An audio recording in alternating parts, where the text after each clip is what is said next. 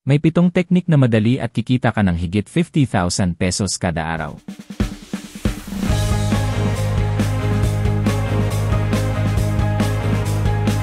Pwede pa ito lumaki, depende sa iyong effort. Ang una sa listahan ay pagbebenta ng mga e-books sa Google Books. Gaya ng nakikita mo, kumita ang channel na ito ng mahigit 1.6 milyon sa loob ng 30 days. Para makapagbenta sa Google Books, na isa sa mga pinakamalaking platform na may access sa mahigit 3 bilyong tao, ganito ang gagawin. Pumunta sa Google at type ang Google Books Partner Center. Click ang unang link para makapag-sign up ng libre. Madali itong gamitin at available sa mahigit 75 country. Kaya napakaraming tao ang may access dito dahil bawat Android device ay may Google Books.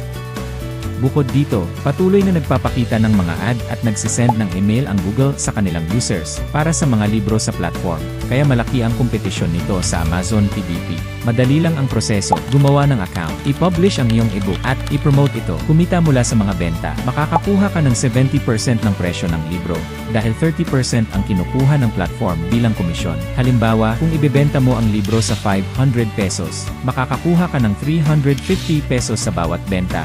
Napakaganda na diba? Para makahanap ng topic na bebenta at kikita ng malaki,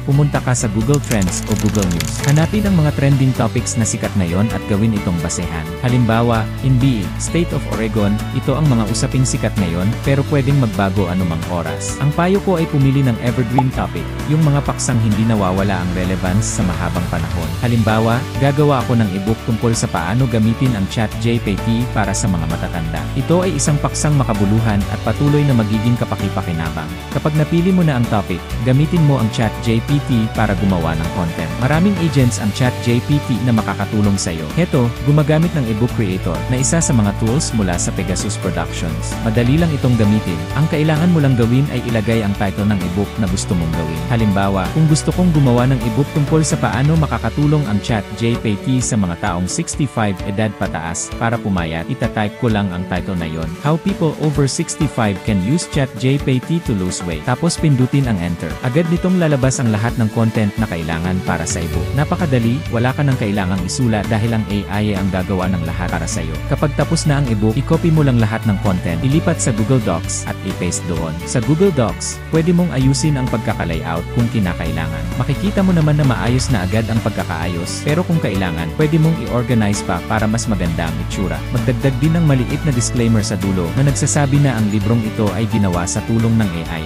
Kapag tapos na, ay click lang ang file at i-save ito bilang PDF format. Pagkatapos, i-upload ito sa Google Books platform. Ganun lang kadali, ganyan kumita ng 1.6 milyon pesos sa loob ng 30 days. Pero tandaan, mahalaga rin ang traffic generation strategies para makakuha ng maraming sales. Kung gusto nyo gumawa tayo ng video tungkol sa traffic generation strategy base sa mga proven and tested individual ay mag-type lang ng yes. Sa mga susunod na video natin, ipapaliwanag ko pa ang natitira pang 6 na technique kung paano kumita ng 50,000 pesos o mas higit pa kada araw. Kaya siguraduhin nakasubscribe ka at click ang notification bell para wala kang mamiss.